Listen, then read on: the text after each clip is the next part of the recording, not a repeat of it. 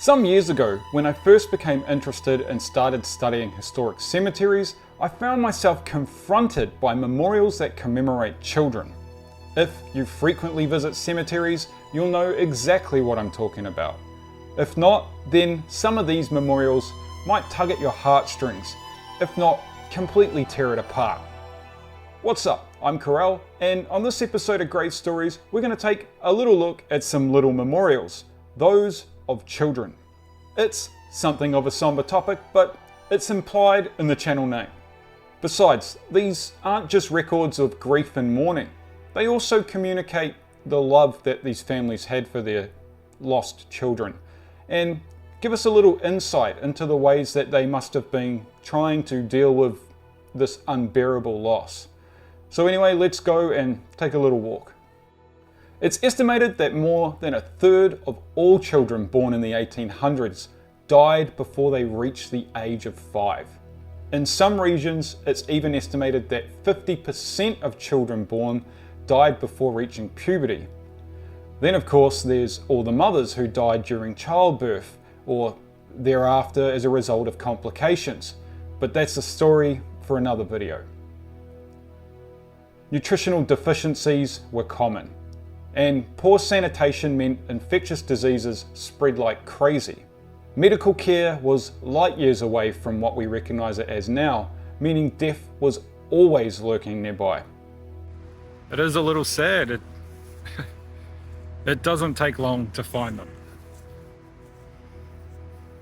It's little wonder that one of the first things many people comment on when visiting a historic cemetery is the sheer number of children that are memorialised, often on a single monument.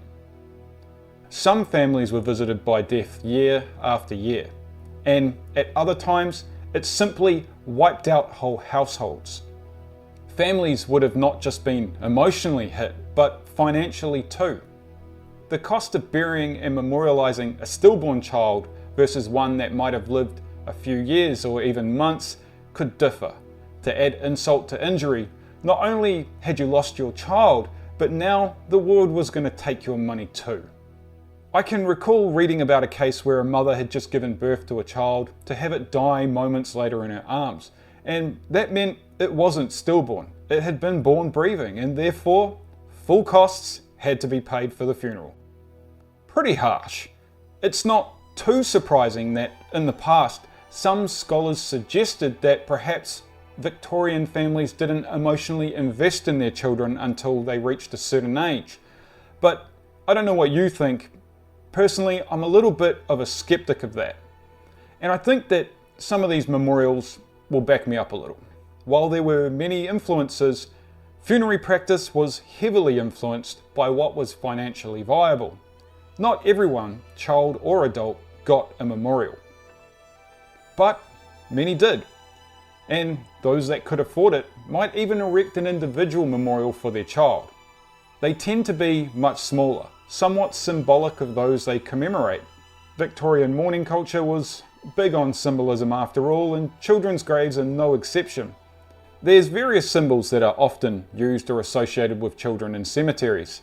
Of course, there's the innocence that is communicated through lambs, flowers and flower buds signifying lives cut short, and a pretty common one, angels and cherubs, at times weeping.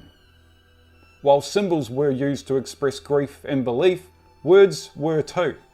Victorian epitaph often draws from the Bible. Sometimes it's direct quotes, and sometimes variations thereof, or even something more personal. Either way, they tend to be fairly poetic, the devastation and heartbreak of families echoing through time. These often tiny memorials are more than just records of loss. They tell a story of love and a family's desire to remember when they had the ability to do so.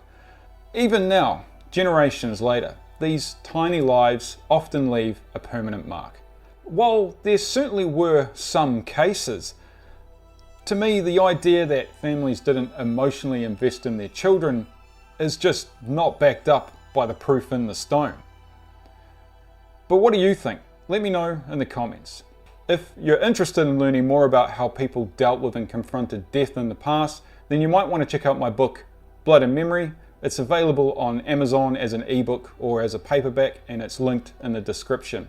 And of course, you can check out more grave stories by clicking on one of these ones here.